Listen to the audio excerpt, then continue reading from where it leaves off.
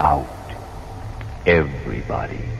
What's up, everybody? Welcome back to another episode of the Lights Out podcast. I'm your host, Josh. As always, I got my brother and producer, Joel, in the studio with me as well. And today, we are going to be talking about probably what I believe and many other people believe to be one of the most paranormal hotspots in the entire world. And that place is none other than Skinwalker Ranch. I'm very excited to be covering Skinwalker Ranch because not only is it one of our most requested topics, but also it's just one of my personal favorite things to look into because there's so much things that are going on at Skinwalker Ranch that cannot be explained by science. And, you know, there's paranormal activity there. There's UFOs that are seen there. There's cryptids in the form of skinwalkers, which we'll talk more about that, and hence the name Skinwalker Ranch. So there's a lot of different elements of high strangeness going on this ranch in the middle of the Uinta Basin in Utah. So that is what we're going to be diving into today. But I also wanted to thank our sponsors for today. We got American Giant and Simply Safe. Thank you guys so much for sponsoring the show. Also, if you guys haven't checked out our merch yet, we've got some merch still out there for you at milehighermerch.com. You can get some of that before we sell out. But yeah, let's go ahead and get into Skinwalker Ranch. Let's not waste another second. So, Skinwalker Ranch is an actual ranch, roughly about 500 acres or so, and it's in Uinta County, Utah, which is actually southeast of Ballard, Utah. And this area of land borders a Native American reservation of the Ute tribe. And obviously, long before this was ever a ranch, it was just strictly Native American land. I mean, let's be real, the entire U.S. North American continent was Native American land at one time. But now the ranch does border the Ute tribe's reservation. But this particular piece of land in Utah is known for so many different things, but especially its otherworldly experiences and strange phenomena that's been both experienced and recorded at Skinwalker Ranch. Let's begin by talking a little bit about what does Skinwalker mean? Why is Skinwalker attached to this name of this ranch? Well, for one, Native American tribes believe that the ranch was built along the path of the Skinwalker, which is where the Skinwalkers are known to roam. In essence, a Skinwalker is a shapeshifter. They have the ability to shapeshift between an animal back to a human and so forth. But according to the Navajo people, Skinwalkers started out as medicine men or sometimes women, and they basically studied all forms of magic, both good and evil.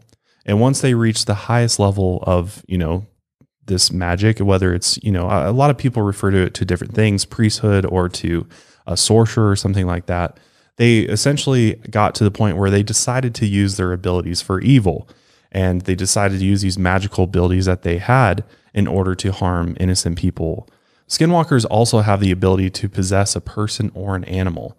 And in order to do this, the Skinwalker just needs to make eye contact with them. And they usually choose to possess or turn into animals known for mischief, like coyotes or those that represent bad omens or omens of death, like owls or crows. So at the end of the day, I mean, it seems like they could be a lot of different things. It's not just necessarily a wolf. I mean, they could be a crow or an owl, but essentially they are shapeshifters, magical beings that, humans that have achieved a high level of a magical ability, and they've decided to kind of, go the dark side with that and do harm onto other people. That's a scary thought to know that they can literally possess you just by making eye contact. That's like one of the easiest things you can do is just look at somebody. So when I think about that, what if I was a few yards away or way out there and all they did was just looked at me? Do they have full control over me at that point? It's just a crazy thought. Yeah. And because of this ability to possess you, a lot of people do have a lot of fear surrounding skinwalkers. And, people claim to have encountered them before, throughout history and, especially the Native American people, Navajo specifically. I mean, they really do believe that skinwalkers are out there and you do have to be careful of them because, if you do cross paths with one, it could end very badly for you. So with that being said, if you were to go and ask the locals about, the area in this Uinta Basin and, what kinds of things they've experienced or, what kinds of stories have been passed down over generations, they would straight up tell you that there's been a lot of very strange activity, a lot of strange happenings that have been going on for, years and years and years. I mean, going back as far as 15 generations. And what they would also tell you is that in the late 1700s, Spanish explorers passed through this area looking for the Spanish Trail. And according to the Spanish, they allegedly saw basically a UFO in the skies at night.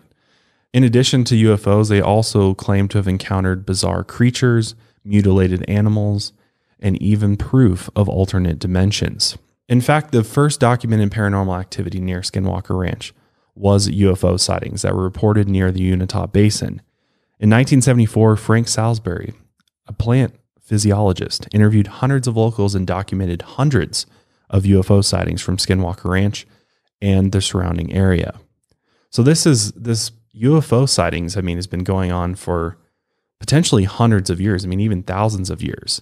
And again, when I say UFO, that doesn't necessarily mean, there's aliens flying around. We don't know what these things are.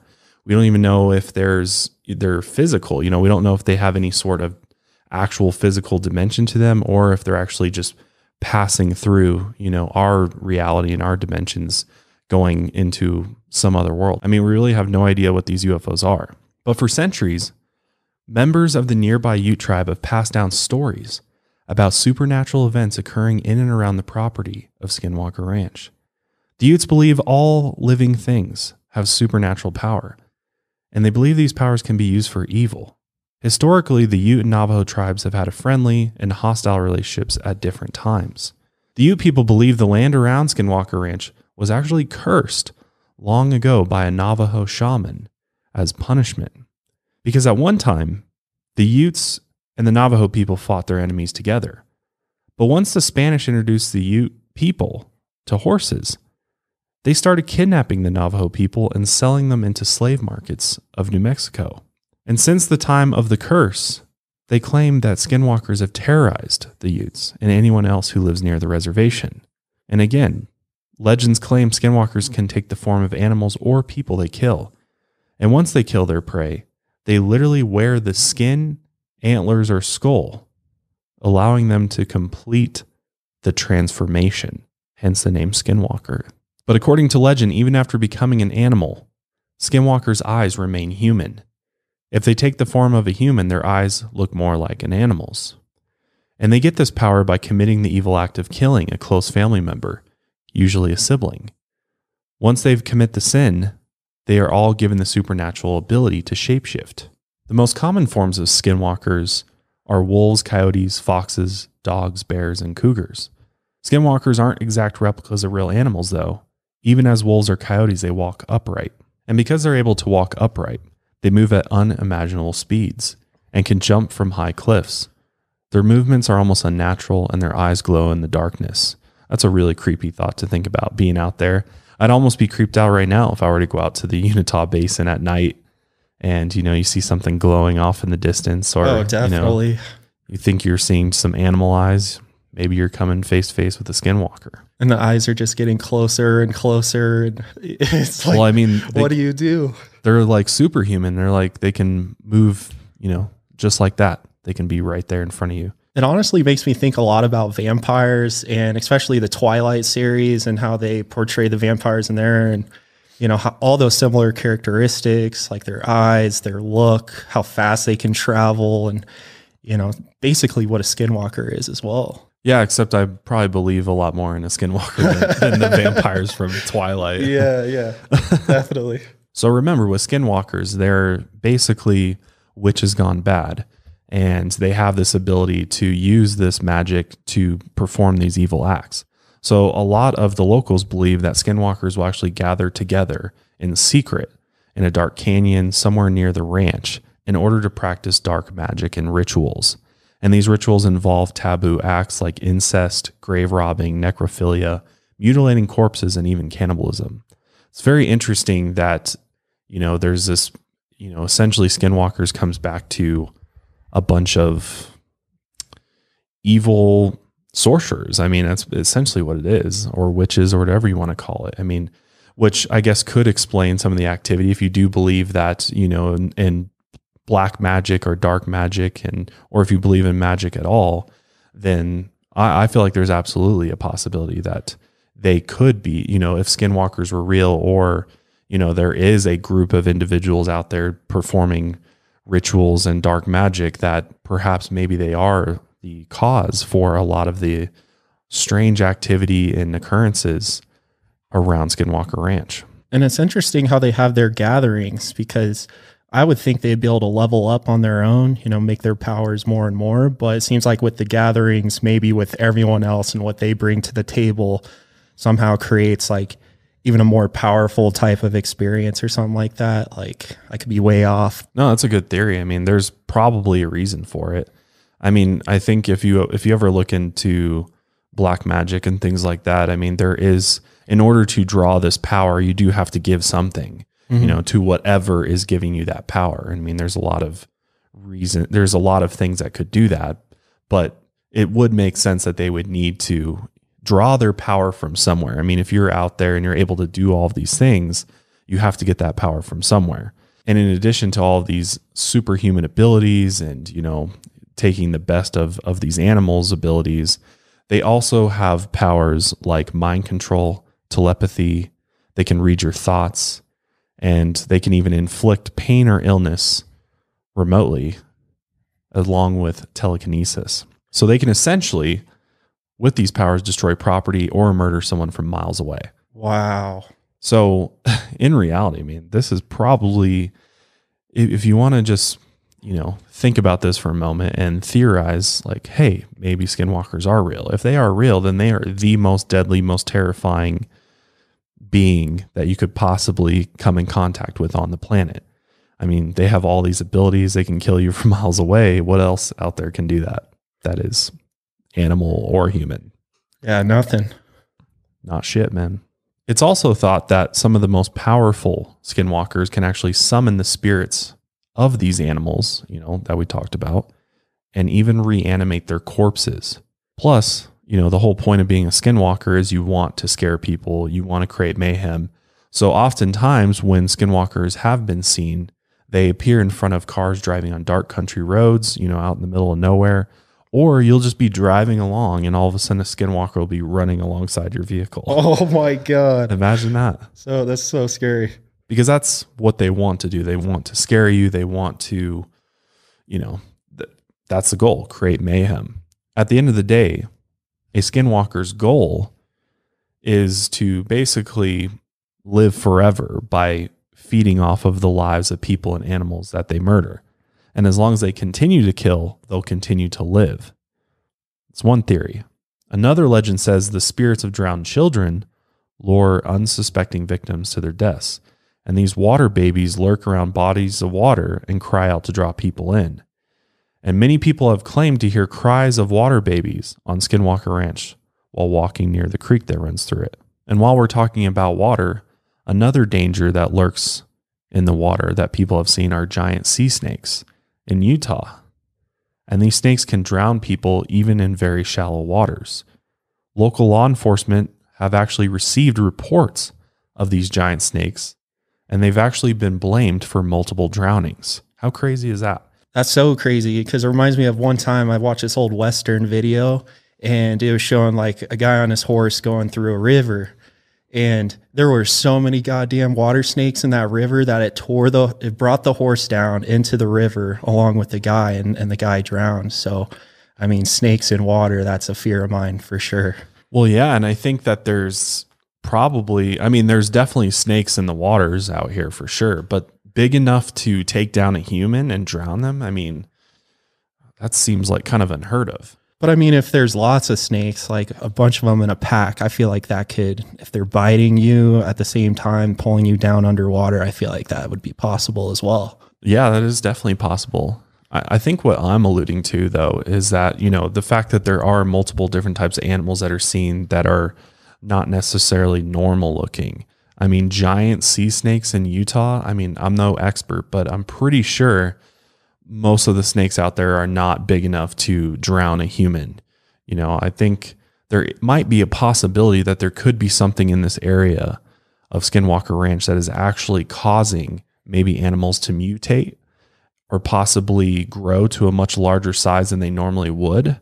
So there might be a possibility that there are, in fact, giant snakes that in normal conditions would not be big enough to actually take down a human. But for whatever reason in this area, whether it's black magic or something else unknown, is causing them to grow a lot larger. It's just one thought. But let's talk about, how did Skinwalker Ranch get started? So the ranch actually was established by the Myers family in 1905, and they only had a few structures on the ranch's northwest side. And eventually they built a new home on the east side of the ranch. So there was basically two dwellings on the ranch. Kenneth and Edith Myers lived on the ranch from 1934 to 1987. And after they died, the property was vacant for 7 years. And then in 1994, a young couple bought the property, hoping to settle into a quiet life with their teenage son and 10-year-old daughter. And the common name, I guess the common pseudonym for them is Terry and Gwen Sherman. I'm not entirely sure if this is their actual names, but maybe they're keeping that confidential for some reason. But after they moved in, over the next 15 months, this ordinary Mormon family experienced terrifying and unexplainable events. And before the family actually moved in, they came and inspected the property, and they were kind of taken aback by the fact that all of the windows and doors had deadbolts on them. Kind of weird, right? Yeah, I mean, that's super suspicious because deadbolts, they're trying to keep something in or out, basically. That's the only reason why you'd put a deadbolt on something, right? Yep. So even doors leading to rooms within the house and cabinets inside the house had deadbolts on them. Literally every door, anything that could open had a deadbolt on it. So why is that? And imagine moving, being a prospective buyer, you're going and visiting your, new home potentially, and you walk in and you see deadbolts on everything. What's the first thought that's going to go through your mind? You're going to think, if you're smart, you're going to be like, holy shit, what are they trying to lock up, or what are they trying to keep out? Right? Exactly. Or what are they locking up, rather? Like, what's locked up inside this place? Or what are they trying to keep out of this place? So it's kind of weird. They also found on both sides of the house heavy chains installed in the ground with iron stakes. And they assumed that these chains were for restraining large animals. But, not super weird. It is a ranch, so there is a possibility that this was just a normal thing that they were using to keep, horses chained up. I don't know, cows chained up. Yeah. But definitely a little weird. But since it had been vacant for so long, it took months of renovations in order to restore the ranch to a point where they could actually live there. And while they were going through this renovation process, Terry saw large indented circles in a field near the house. And the odd thing about these circles was that they were all perfectly symmetrical, which I think to anybody would seem kind of weird, right? Like, oh yeah, just perfect circles in the ground, in the grass there. And, he just kind of shrugged it off at first, being like, okay, maybe some trees were removed or something, but doesn't really explain how symmetrical circles get there. It gives me the thought of, how UFOs and cornfields. Crop circles, right? Yeah, crop circles, like same thing. And I guess he probably didn't know about that. Otherwise, that would have been my first thought. If I saw some symmetrical circles in the ground or in the grass, I would definitely start thinking crop circles. And what are crop circles related to? UFOs, right? So maybe he didn't know this. But by the spring of 1995, the Sherman family was all moved in to their homey Skinwalker Ranch. That April, after moving in, Terry went out to one of the fields to check on a cow that was giving birth. And while he was out there, he noticed strange lights out in the field. And as he got closer, he saw a huge object flying about 50 feet off of the ground. And as far as we know about Terry, he wasn't really into any of these types of things. He didn't really know what he was looking at. It was just kind of all unknown to him. Definitely wasn't a conspiracy theories, that's for sure. It didn't take long for Gwen to see her first UFO either. And when she did, she said it was so bright that she could see the whole side of the mountain, and that the entire field below it was like a sunny day, even though it was pitch dark out. It was as if someone had turned on stadium lights. That's how much this thing was glowing. In 1996, the couple spoke to the Desert News newspaper out of Salt Lake City about what they had seen. And this was just only the beginning, the UFO sightings. The family had actually seen 3 different types of UFOs on multiple occasions. A small box-shaped UFO that emitted a white light, a 40-foot long flying object, and an even larger ship that they believe spanned the length of several football fields. Whoa. That's wild. Imagine that. Imagine not only just seeing, a glowing object in the sky, but several football fields long. That's huge. That's enormous. It is. Makes me think of like a ship off Star Wars or some shit. Yeah, seriously. It's like, wow. It's like the Empire just landed in Right? at Skinwalker Ranch or something, man. Like, Jesus. And they said that when they are actually looking at one of these larger ships, they said they could make out shadowy figures that were easily over 7 feet tall. On different occasions, the family saw other UFOs that looked like a flying refrigerator, a wavy red light beam coming from a flying ship, and an orange circular doorway hovering in midair. They also said that at one point they saw multiple discs up in the sky, and before they knew it, the discs disappeared, but what they left behind looked like holes had actually been carved out of the sky itself. The Shermans even said that other times they'd be outside, and a large hole would open up in the sky, through which they said they could see another time of day or another place entirely through this hole. And the sky inside this vortex or portal or whatever this is was often bright orange. And occasionally UFOs would fly in and out of the hole from one sky to another. That's crazy to think about. I mean, all of this eyewitness account from the Shermans makes me believe that there's some type of interdimensional portal here at Skinwalker Ranch. And that's in fact what they're seeing. They're seeing interdimensional beings or whatever flying in between different worlds, essentially. That's just crazy to think about. And later on that same night, Terry was out in the field on their property with the family's dogs when he started hearing male voices, which panicked the dogs and they started barking uncontrollably before running back to the house. And what was weird is that these voices were coming from above, and they were speaking a language he didn't recognize. And these disembodied voices returned multiple times. Sometimes they spoke English and narrated whatever the person was doing. Another night, the family saw more than a dozen flying objects over the fields. Lights appeared out of nowhere and seemed to move with purpose. When a person looked at these lights, though, they were overwhelmed by a feeling of dread. And these strange events tended to happen more often around a new moon when there was very little light. They also happened more often on cloudy nights or during storms. One night during a bad thunderstorm, Terry and his son saw a strange flying object as they were coming home. But before they could really get a good look at it, it ducked quickly out of sight. And when they walked around the rock ridge, they saw it again hovering near the ground. They were closer than they had ever been to one of these flying objects at this point, and they both waved their arms to get the attention of whatever or whoever was flying this craft. The lights of the ship flashed on and off 3 times before flying out of sight. Terry and his son believed the beings on the ship were using the flashing lights to try to communicate with them. Crop circles like the ones Terry found before they moved in were also a regular occurrence.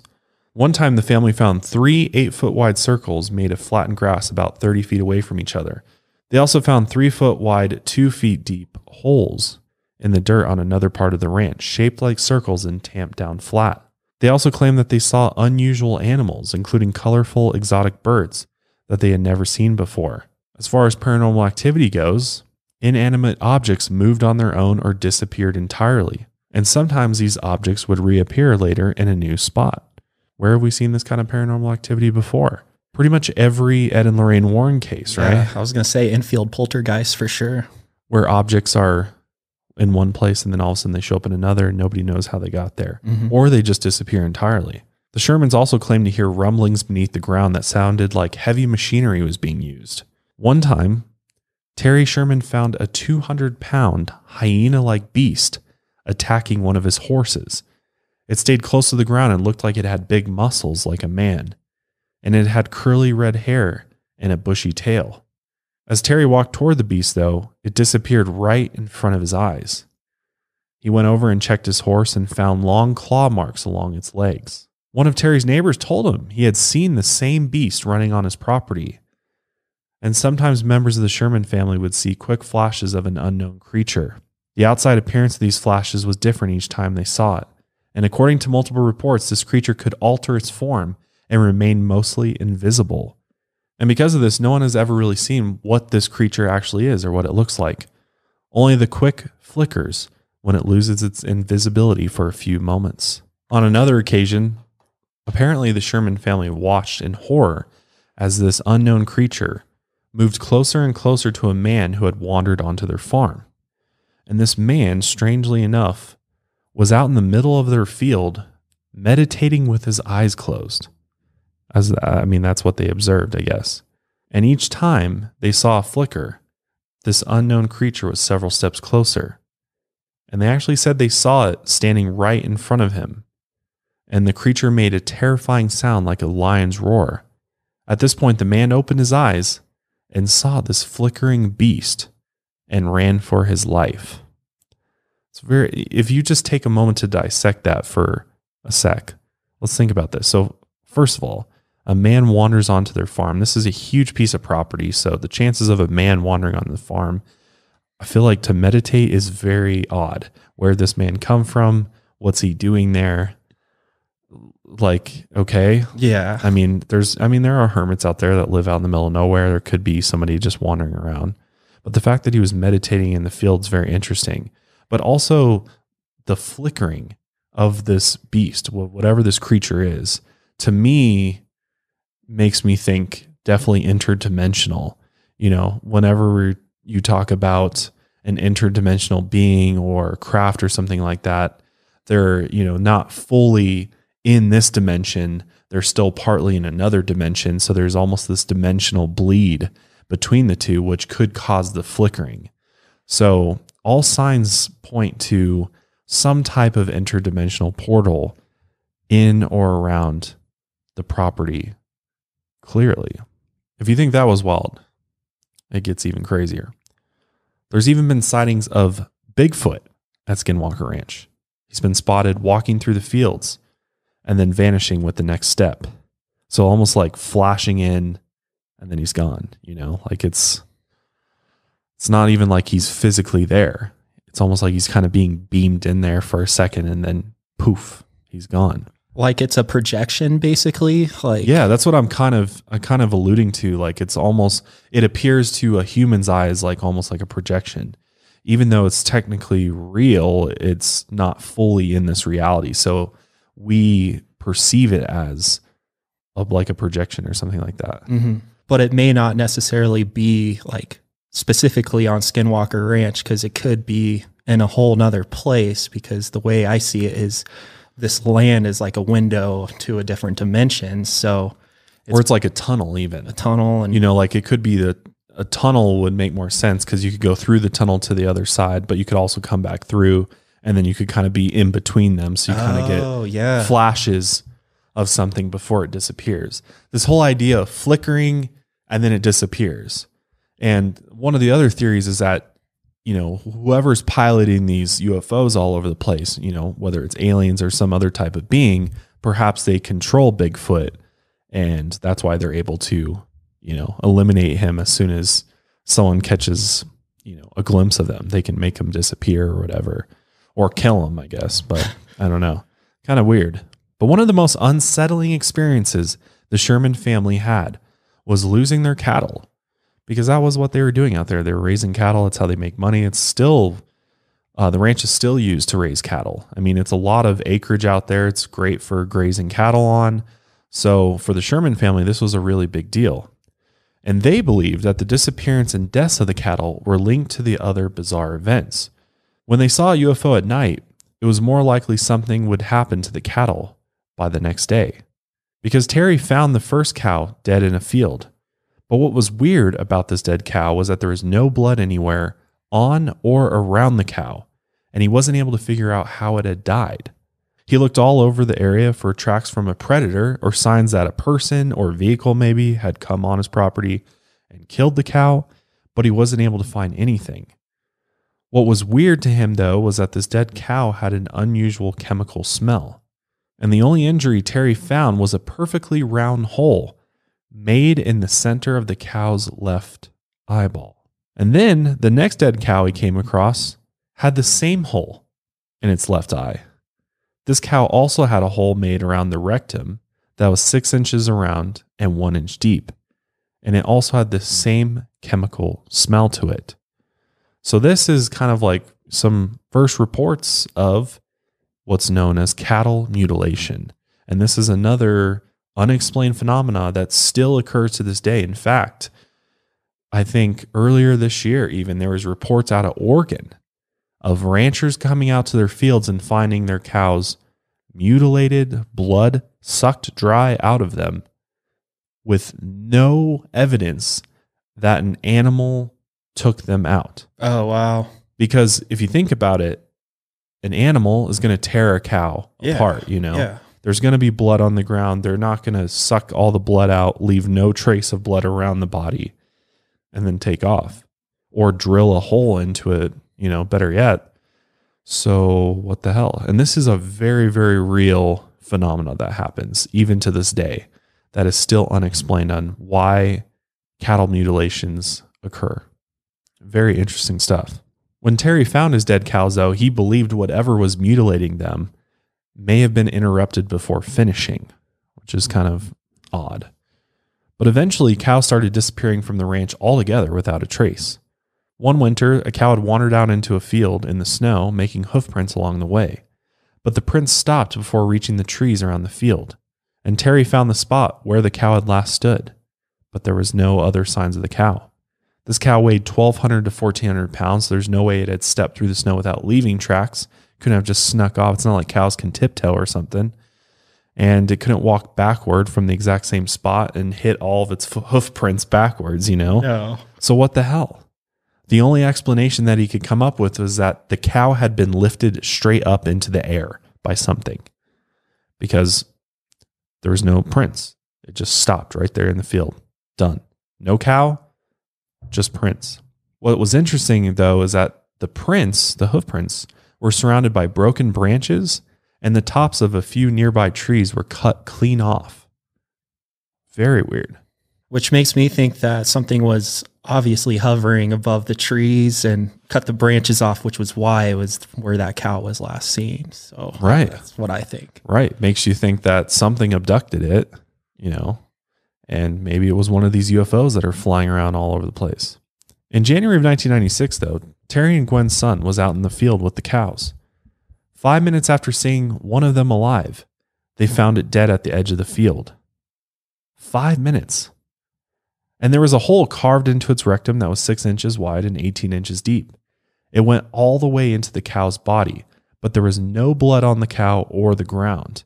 And just like the others, there was this chemical smell. The cow was surrounded by broken branches, and again, the trees nearby had their tops cut off. That is lightning quick, though. 5 minutes, and then... And you don't even notice that? How do you even not notice that? You don't hear anything. You don't see it. It's like you had a cow, now you don't. Yeah, imagine that, being out in the field and you turn around for like a few minutes and then turn back around. Your cow's lying there dead, gaping hole in its ass. Like, oh my God.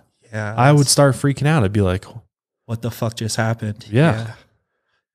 So a lot, you know, some people theorize that maybe these skinwalkers are out there and they're attacking these cows. But I'm like, if it was a skinwalker, then why didn't they kill the human as well? Mm-hmm. So to me, the more probable explanation is one of these UFOs, they can move silently, so they're able to come in and beam it up or, you know, do whatever it did to it in a matter of seconds before it's poof, gone. It's the only thing I can really come up with. I mean, what other explanation is there? I don't know of any creature or animal that would have been able to come up there without him knowing, and let alone do all that damage to that cow in a matter of 5 minutes. I don't think there's anything out there that could do that. And like you said, it's interesting how they're not targeting like the family, and that they're just going after the cattle. And once they're done with the cow, they just leave it dead on the ground, or other cases, the cow's completely gone. So makes me think, is there something out there that's performing like scientific experiments on the cows? Yeah, that's what it kind of seems like. They're like collecting cow samples for some reason. Yeah. And obviously this was very unsettling to the family. all these strange events that were happening.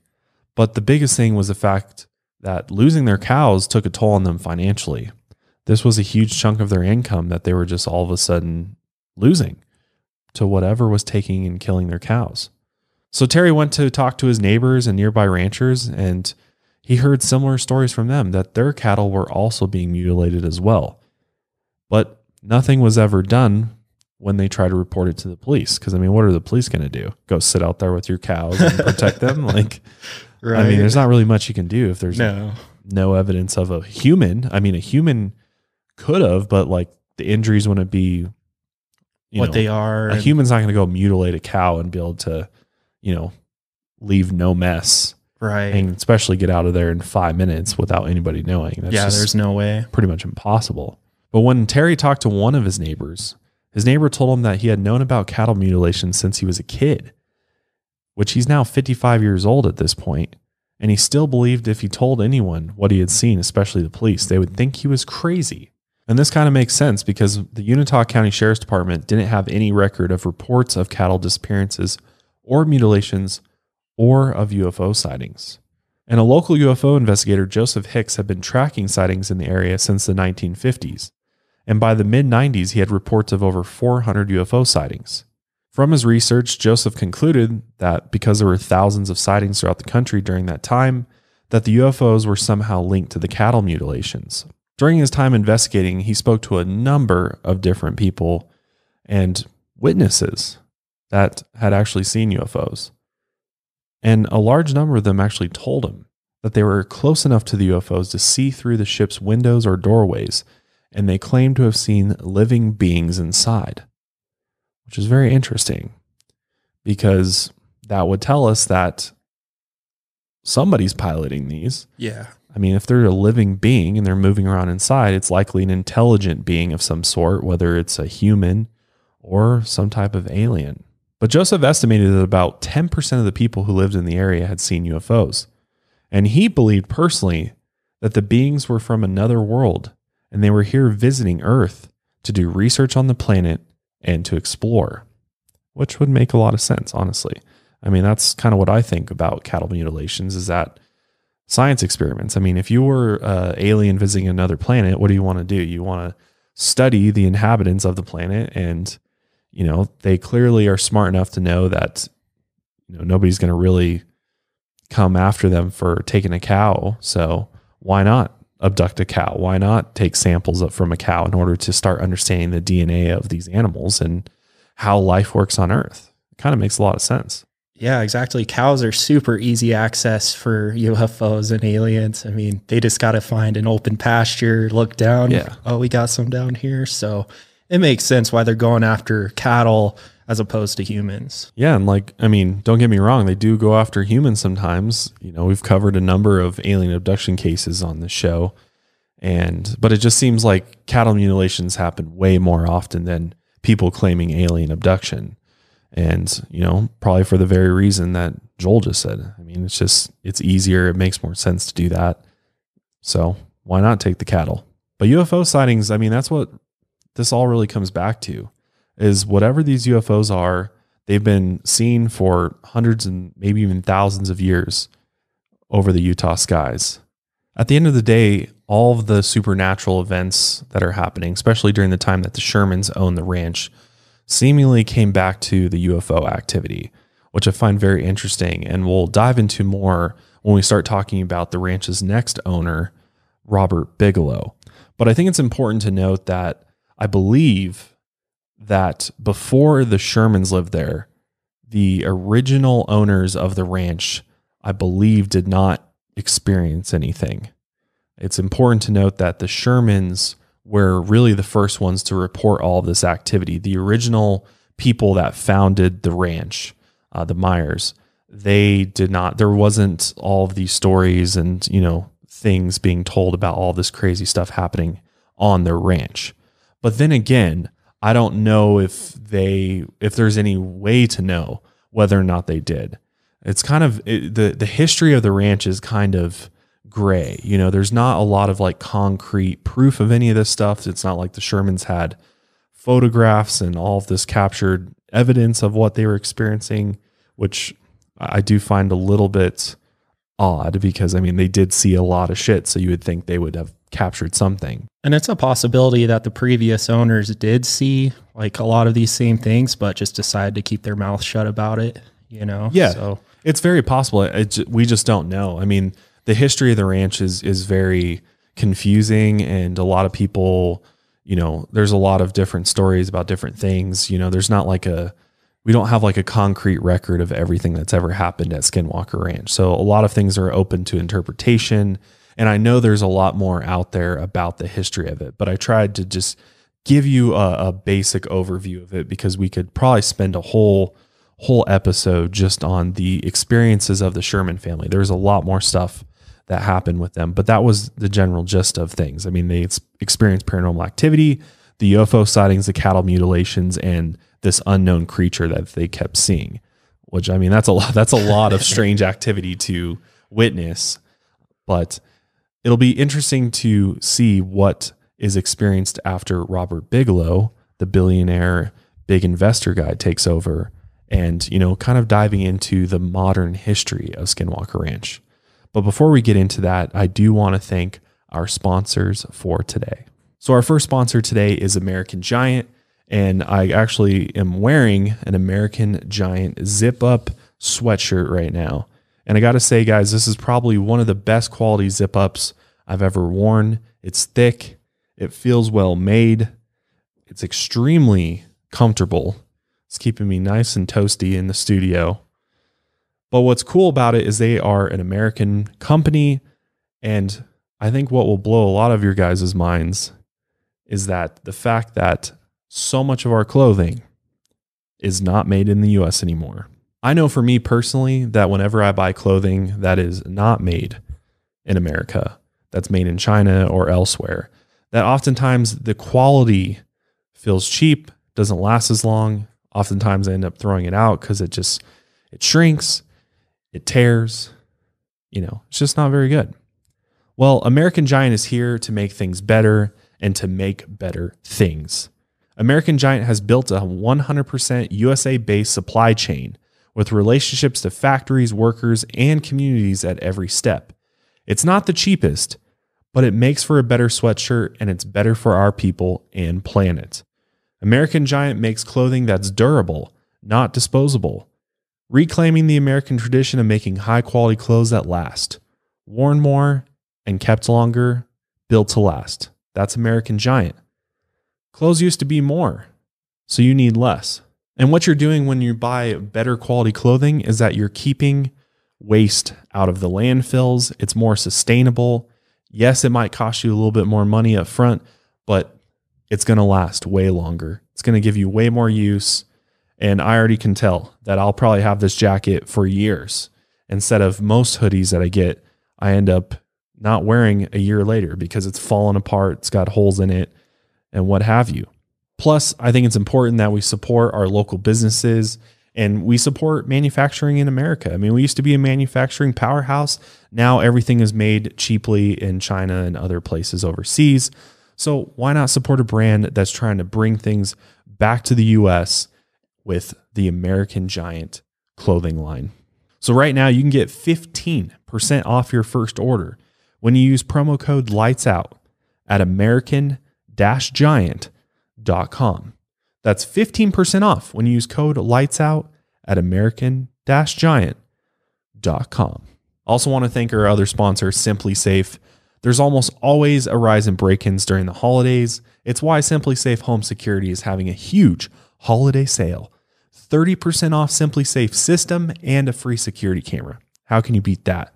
Recently, US News and World Report called it the best home security of 2020. So whether you're traveling, well, hopefully you're not traveling, but you're probably staying put for the holidays. So why not get your home secured and check out the 30% off they're offering plus a free security camera. And this deal ends this week. I got a chance to try the Simply Safe security system, guys, and it is sweet. It's definitely one of the most technologically advanced systems I've ever used. The security cameras have HD quality. It's not like you're getting some fuzzy feed. You can see everything clearly, but best of all, you can set it up yourself. You do not need an install technician to come out and spend 8 hours at your home. You can actually set up the entire system in about 30 minutes. It's that easy. The system has an arsenal of sensors and cameras that protect every inch of your home or apartment even. And it won CNET Editor's Choice for home security and was also named Best of 2020 by Forbes and Popular Mechanics. So you know it's good if it's got those endorsements. Plus, once you got the system set up, Simply Safe's security specialists take over for you. They monitor your home around the clock and are ready to send emergency help the moment there's an alarm. I mean, there's just something so nice to have a sense of safety, especially when you're home by yourself or, you got your kids, you got your family. You never know. People are crazy, especially in these times. So get yourself a Simply Safe system. And right now you can get 30% off Simply Safe plus a free security camera today by visiting simplysafe.com/lightsout. Hurry though. This deal expires on Friday. That's simplysafe.com/lightsout.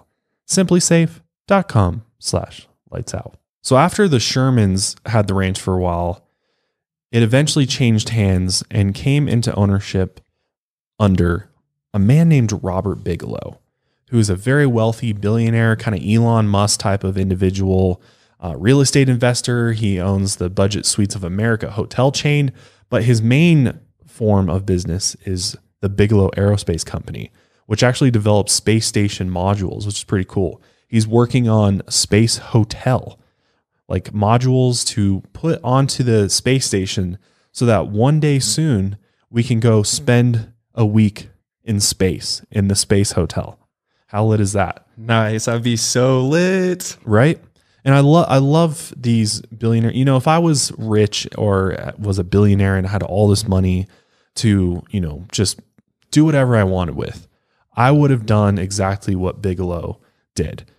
And I would try to buy Skinwalker Ranch. That'd be cool as fuck to have a place like that, or even just go out and buy haunted houses and objects and stuff. Yeah, I think that's cool. too. Kind of jealous of Zach Bagans, his whole I haunted know, museum right? and all that, and how he has all this shit. I think that's really cool.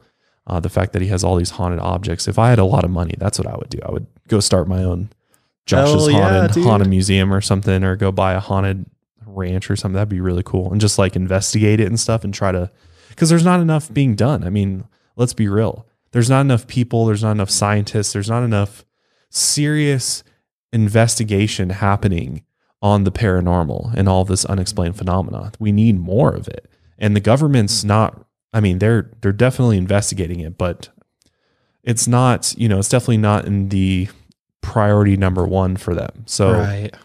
it's a lot of times I feel like just gets kind of pushed to the side and, becomes this very like, oh, you believe in the paranormal. I don't know about you out there, or if you've ever like come across somebody in public, like for example, I'll be getting my hair cut and, I always love the conversation. What do you do for a living? I'm like, oh, I'm a podcaster. And they're like, oh, what kind of podcast you do? Well, I talk about really dark shit and, evil people and the paranormal. Yeah. And it's always interesting to see people's reactions to the paranormal. And because, I mean, a lot of people don't even fully understand what the paranormal even means. Right. They might just think, oh, you're into ghosts or Yeah. like things like that. But I think a lot of people don't realize that anything that is unexplained pretty much falls under the paranormal. Hence why it's called paranormal. It's something that's not fucking normal. So Right. it's, all this unexplained shit gets looped under paranormal. UFOs, cryptids, skinwalkers, Bigfoot, all that gets under paranormal. So, but what's interesting is that there's actually a ton of evidence for these paranormal things. So why aren't we studying it more? Well, that's exactly what Robert Bigelow set out to do years and years ago. In 1995, he actually founded the National Institute for Discovery Science, also known as NIDS. And NIDS' purpose was literally to bring credibility to all of these, this fringe science, as they call it. And he actually conducted one of the largest scientific studies of UFOs. And likely back in 1995, you probably got a lot of flack from people for studying UFOs. Probably like, what? You're going to go study flying saucers in the sky? What's wrong with you? Why are you wasting all that money and time on that? But what's interesting to note is that there's been a lot of these fringe science theories that are now widely accepted by the scientific community. I mean, some of those included like plate tectonics and the continental drift, the Big Bang theory, the existence of the city of Troy, even heliocentrism, where the Earth and the other planets revolve around the sun. This was all once viewed as fringe science. So how can you really, fault somebody for wanting to go study fringe theories when in fact, maybe these things just need to be studied more so that we can actually figure out what the hell is going on. Exactly. So we have more answers. And the answers that we're going to find down the paranormal route will literally change the entire nature of everything. Our entire world will be flipped upside down if we discover there is other dimensions where beings are traveling through, these portals, or they're able to go, rip holes into space-time and actually come through and are visiting us. They're abducting us. They're abducting our animals. They're studying, experimenting. Like if we're able to concrete, get the proof that we need in order to come out to the public and be like, guys, this is absolutely real. Here's who they are. We've made contact with them. It's going to completely change the world. All of this petty shit that is on the news every day that we're all worried about, we're all stressed about, the election, the blah, the politics, the blah, blah, blah, blah. Right. All of that shit is not going to matter once we definitively know we are not alone in the universe. We are being visited by alien beings, and they are already here. They've been here. The Native Americans knew about them even further back. Ancient Egyptians knew about them. The Aboriginal people of Australia knew about the Star people. I mean, it's only a matter of time before this becomes, mainstream, really. And what's interesting, though, is there was a interview Robert Bigelow did with 60 Minutes, public television. And this interview is one of my favorites. Do you believe in aliens? I'm absolutely convinced. That's all there is to it.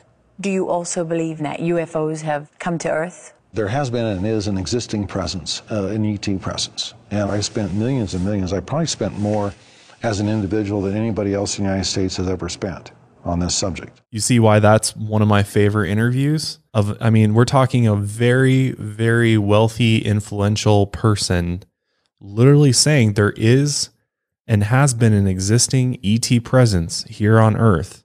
And I'm absolutely convinced that we're being visited by some type of extraterrestrials. I feel like if you're going to believe anybody, why wouldn't you believe him? He's literally spent millions of dollars studying UFOs, and he even owned Skinwalker Ranch. That's why I'm even showing you this, is because he was an owner of Skinwalker Ranch, and that's these millions and millions of dollars that he's talking about went into Skinwalker Ranch. He bought Skinwalker Ranch and brought in whole teams into this place and did all sorts of experiments and data gathering. And clearly he saw some shit there that convinced him. Definitely. He clearly knows. If there's anybody that knows, it's this guy. He owned perhaps maybe the alien airport, as I like to call Skinwalker Ranch. Like maybe Skinwalker Ranch is like the alien airport. Like this is the place that they're able to come through from wherever they're traveling from. And that's why we're literally the amount of UFO activity that people see in the Utah Basin is absurd. You could go out there most nights and see shit moving around, all sorts of different lights. So there's got to be some truth to that. And it's so fascinating as Utah too. Out of all places, but when I think about it on a geographical level, maybe that specific position on the planet Earth has something to do with whatever's coming through in and out of there or something. I don't know. It's just lots of questions, Yeah, lots of questions, and we have some answers, but nothing that is foolproof. Something that we just start. It's still, clearly we know something's there. We just don't know what it is, right? Who's in it. We just haven't gotten to that point yet. So Robert Bigelow, he was hearing all about the Sherman family and everything they had going on there. And he had his eye on Skinwalker Ranch for a while. And he was absolutely determined to buy it and study it. But up until 1996, the Shermans still owned it. But there was a particular event in the spring of 1996 when the Sherman family decided they had had enough with the ranch. One night in May, Terry was walking with their dogs when he saw a glowing blue orb in the distance, and it was darting back and forth over the field. Terry told the dogs to go get it, and so the dogs ran after this glowing orb and into the brush. And when the dogs were out of sight, Terry heard 3 loud yelps. He called the dogs, but they never came back. And the following day, Terry went out to find them. And when he went into the brush, he found 3 greasy lumps of ash on the scorched earth. And that was it. They never saw their dogs again. And this is, I think this scared the Shermans so much that they were like, okay, there is something absolutely more powerful here than we want to deal with. So they ended up selling Skinwalker Ranch to Robert Bigelow for $200,000. I would buy it for $200,000 right now. Yeah, that's a deal. That is a deal. And so after Robert Bigelow buys it, he brought in his, whole group through NIDS, which is all these researchers and scientists, in collaboration with award-winning investigative journalist George Knapp. If you've never heard of him, very, very cool guy, and a biochemist, Colm Keller. And in the late 90s and early 2000s, George Knapp actually published a series of stories in the Las Vegas Mercury, an alternative newspaper that's no longer around, about the Shermans family's experiences. And George Knapp is somebody who's very, who's always been into the unexplained and has been covering it from a journalistic perspective and has done a great job. Area 51, all of that whole thing, he's still doing it today. So, I personally trust the things that George Knapp reports on. But anyways, George Knapp and the biochemist Colm Keller actually co-authored a book about Skinwalker Ranch called Hunt for the Skinwalker. Science Confronts the Unexplained at a Remote Ranch in Utah. And Colm actually led a group of research scientists from NIDS to study the supernatural events happening at the ranch. They stayed on the property for 100 days and nights and documented all of their experiences. And George Knapp was the only journalist they brought along, and he witnessed everything firsthand himself. And they went into this with a scientific perspective. I mean, they hypothesized about the causes of each of the strange events using quantum mechanics, the study of subatomic particles using mathematical laws.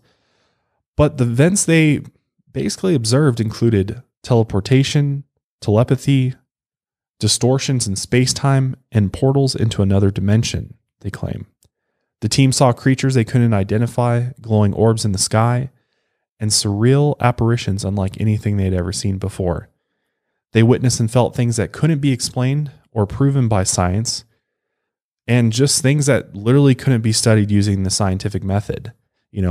I believe in science, don't get me wrong, but I do believe that there's probably things out there that science may not be able to explain at all, or we just haven't discovered, how to actually study these things. We just don't have the knowledge.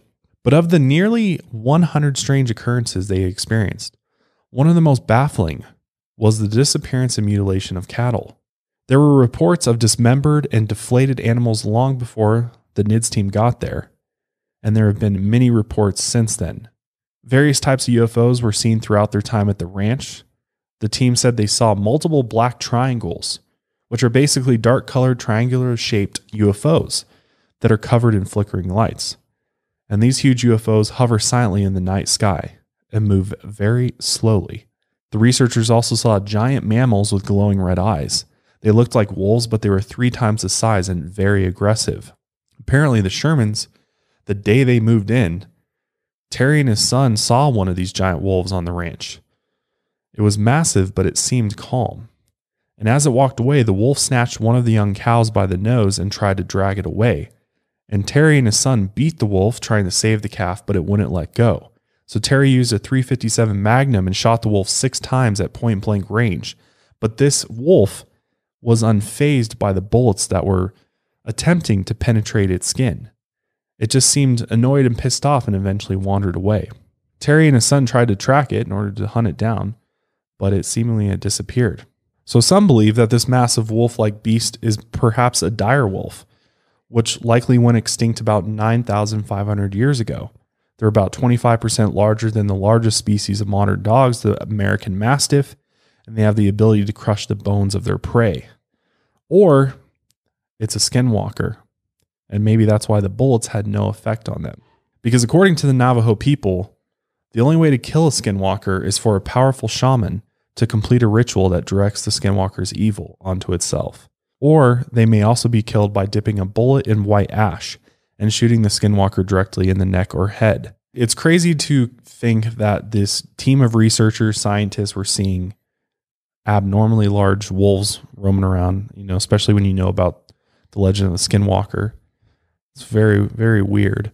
But while the NIDS team was there in 1999, they actually launched a 24-hour hotline for reporting UFOs, and they quickly received thousands of tips. And they actually investigated each report. And while some could be explained by meteors or activity from the military, like missile launches and planes, hundreds of these sightings had no explanation. Part of their research came from mainstream experts who analyzed data anonymously, not wanting to be affiliated with fringe science. But the research at NIDS was based on proven scientific methods, and the team was always skeptical that anything really came from outer space or another dimension. They hypothesized that some of the anomalies they witnessed didn't come from aliens, but from a storm in time. And this time storm basically caused a wrinkle in another dimension and provided a brief window into either the past or the future. Another possible explanation for UFOs is obviously top secret military experiments. You know, maybe the military has some type of anti-gravity craft that they're experimenting with, and that's what we're seeing. But other phenomena had no logical explanation. At one point, they brought in a man named Thomas Winterton, and he was actually going to be a future superintendent of the ranch. But he was tasked with creating new dirt roads to make the property more accessible. And from the moment he stepped on the ranch, he just had a bad feeling, and it felt like it came on like a wave. He knew about the strange things that happened at Skinwalker Ranch, and he had heard the superstition that you should never dig on the property. And as he was working on the dirt fields, he had to dig. That's what he was there to do, is build roads.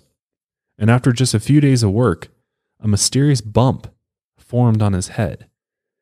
It was as if his scalp had separated from his skull.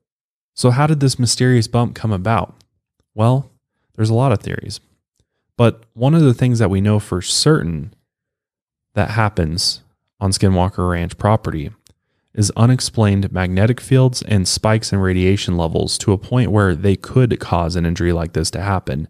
And again, researchers have no idea what's causing this. But they believe some of these events could be explained by focused energy sources which lie below the ground. And this energy could be from some unknown technology or even an undiscovered natural phenomenon, perhaps an interdimensional portal or some form of non-human intelligence. Those who have visited the ranch more recently have the same uneasy feeling Thomas had during his time there. Most feel as though some force or being is trying to communicate or interact with them telepathically. Technology like cameras, Wi-Fi, or GPS devices, or just any sort of measurement tool malfunction after coming through the gates of Skinwalker Ranch. Devices sometimes shut down spontaneously and never work correctly again. And batteries drain much faster than usual.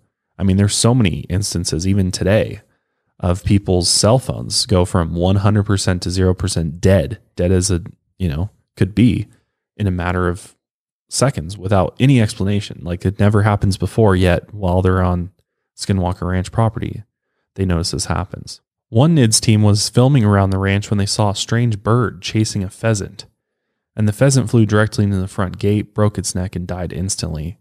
They also saw a flame rise from the ground during a strong gust of wind and then disappear. And unusually high levels of radiation have been detected near the spot where they saw the flame.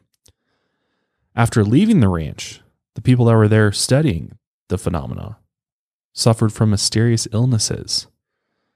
And NIDS was permanently closed in 2004, but Robert Bigelow wasn't finished with the research yet. In 2007, Robert won a government contract with the U.S. Department of Defense through the Advanced Aerospace Threat Identification Program, or AATIP. After visiting the ranch, a government official met with Nevada Senator Harry Reid about starting a UFO research program. And then Harry Reid got together with Robert Bigelow. And shortly after some meetings, Robert Bigelow's company, Bigelow Aerospace, was given a $22 million contract to conduct research on UFOs and other strange phenomena on Skinwalker Ranch and the surrounding area. So literally the government has investigated phenomena at Skinwalker Ranch, interesting enough. And I mean, it was done through Robert Bigelow's company because the government gave him the money and the contract. But clearly there was enough going on there that the government's like, okay, we'll give you $22 million to investigate the paranormal. Like, there's clearly enough going on there that they were able to get that money. But after only 2 years, ATIP was canceled.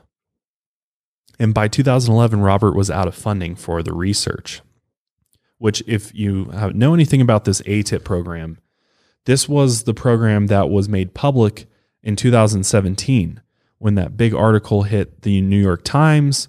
And, up until then, these programs were all still classified.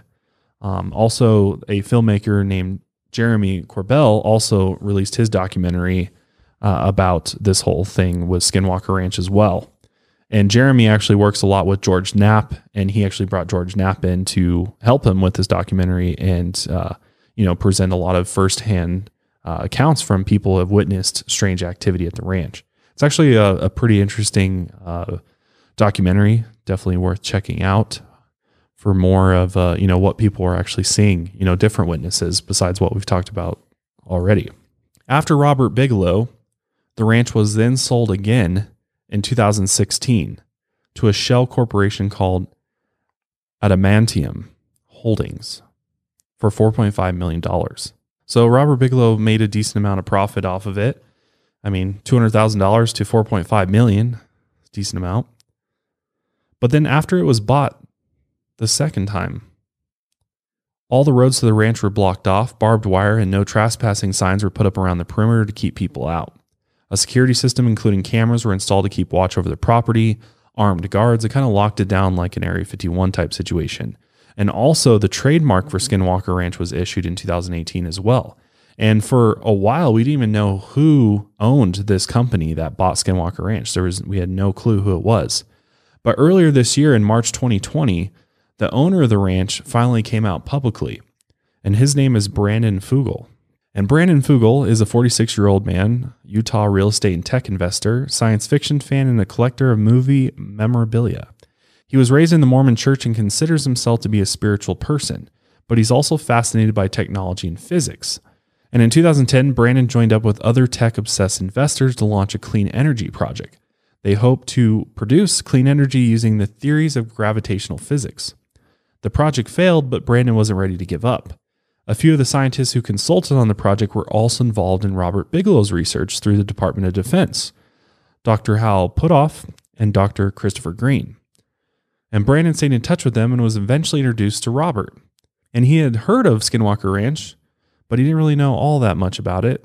But after learning more about Robert's research, Brandon traveled to Las Vegas and spent an entire day discussing their shared interests. And in the following months, the sale was finalized and Brandon became the next owner of Skinwalker Ranch, even though this was years before it was revealed publicly. Immediately, though, he upgraded the security system at Skinwalker Ranch to include, the high-tech cameras and sensors to monitor activity 24/7 across the entire ranch. So this thing is wired to all be like there's cameras everywhere so that they can actually capture, all of the activity that happens at the ranch. They even have like a command center set up to detect and track paranormal activity as well as potential UFO sightings. As of right now, though, the ranch is closed to the public, and Brandon has no plans to monetize it beyond the cattle that are still raised there. He's committed to making scientific discoveries to explain the strange things that happen on the property. Brandon and his team have worked with the elders and tribal leaders from the surrounding Native American communities to incorporate the historical and cultural aspects into their research. One of the full-time caretakers at Skinwalker Ranch is also an anthropologist, and they talked with locals about their experiences, including groups of people who all saw and experienced the same things at the same time. Brandon has described these witnesses as normal people who don't want to speak publicly about these bizarre experiences. But since taking over the property, Brandon says him and his team have collected scientific evidence of anomalous injuries, footage of anomalous aerial phenomena, transient EMF, and a whole array of other bizarre things. Brandon and his team plan to release their findings to be peer-reviewed and verified by the scientific community, but they're waiting until they discover the physical laws and proven scientific facts that explain what's happening at Skinwalker Ranch. And Brandon Fugel isn't the only one committed to finding answers as well. Former government official Dr. Hal Puthoff, who introduced Brandon to Robert Bigelow, Jim Semovin, a former senior official at the U.S. Government Accountability Office, and Tom DeLonge, former guitarist for Blink-182, lead singer, teamed up to found To the Stars Academy of Arts and Sciences in 2017. So it's very interesting that, we find out about the government's UFO program, their study of Skinwalker Ranch. And then now we've got To the Stars, who's now, they're a for-profit company committed to UFO research and reverse engineering UFOs, tracking sightings, and, strange materials that have been recovered as well, that we have no idea where they came from. Basically extraterrestrial metals from some of these UFOs that have been recovered, and they're trying to find a way to reverse engineer them. So, we got all of these entities now working on the subject of UFOs now, but it's also interesting. And I think part of the reason why this was under wraps for so long, the new owner of Skinwalker Ranch, is because there is a show on History Channel, actually 2 shows. To the Stars has a show called Unidentified, I believe. And then The Secret of Skinwalker Ranch features Brendan Fugel in it and his whole team. And I watched some of the show before this episode, and some of the evidence that they've collected, I got to say, if you're looking for 2 pretty good shows about UFOs that show some evidence in it, Unidentified and The Secret of Skinwalker Ranch on History Channel are actually pretty good. And looking at some of the evidence that they've collected, I mean, it backs up all of these things we've talked about throughout this episode. And, strange paranormal activity to tons of UFO sightings. I mean, I think if you were to look at, what is for sure happening at Skinwalker Ranch, I think more so than skinwalkers themselves or unidentified creatures roaming around, it's UFOs, man. Like, this is UFO Ranch. This is like a hot spot for these unknown craft. I mean, they're seen all the time. There's so much evidence of it. It's absolutely just astounding. Like, I would love to take a trip down there to the Uinta Basin and go see for myself, at least being around this area of Skinwalker Ranch. Obviously, they can't go onto their property, but you could easily stay in, the nearby town and Bellard or whatever, and see what you can see in the sky. I mean, there's clearly a lot of activity down here. So to sum Skinwalker Ranch up, I think there's absolutely something special about this place. And, even on the show, they were talking about interdimensional portals. Like, seriously, like, they have an astrophysicist talking about how it may be a possibility of an interdimensional portal of some sort on the Skinwalker Ranch property. Or perhaps there's something that lies underground that could even be, some sort of extraterrestrial object or energy source that is somehow causing all of this, UFOs to be attracted to this area, or, the radiation. I mean, they've measured levels of radiation that are absurd, and there's absolutely no explanation for why there should be that much radiation under the ground in this area. Yeah, that's absolutely fascinating, thinking about like what's contaminating, all of that ground there. But I feel like if it is extraterrestrials, maybe it was their way of marking their territory, and maybe a way to like a defensive mechanism for humans to like alter what they have going on there or something like that. But yeah, it's just very bizarre that has that much radiation going on there, Yeah, not only that, I think that there's clearly a time slip happening. Could be even a rip in space-time around this area. And that's why there's just so much paranormal activity there. That's why there's so much, weird things that are being spotted. And, there's clearly some type of anomaly there that we just haven't figured out what it is that is making this a hot spot for all this paranormal activity to occur. And, I'm glad that there's actually a team. And from what I could tell, the fact that he's not interested in just opening this up as like a haunted amusement park or something. I mean, imagine the amount of money you could generate from Skinwalker Ranch if you decided to allow people to come to it and experience it themselves. Like, the fact that they're taking this as seriously as they have been, and, the U.S. government was invested in this Skinwalker Ranch. I mean, clearly there's something there that is interesting enough to have all of these rich, wealthy people wanting to find out what it is. Because even Brandon himself in one of the shows said, if we discover what is, basically causing Skinwalker Ranch to, occur, all this activity, then we may change the entire like playing field of science, of reality, of everything we know of in our day-to-day life. Like we might actually discover there is a way to portal into another dimension. Maybe that's how UFOs are getting here. They're coming through these portals, or other beings are coming through. Maybe it allows us to discover the other side, as we call it, the spiritual other side, where, you know, all paranormal activity seems to come from. You know, when we're dealing with ghosts and spirits, you know, maybe they're on the verge of discovering what that actually is and how it works. I mean, how crazy would it be to have answers to all those things? It would absolutely change the world. Yeah, definitely. It's crazy how they didn't want to turn Skinwalker Ranch into a tourist attraction, because to me, that would allow so many people just to go there, see it for themselves.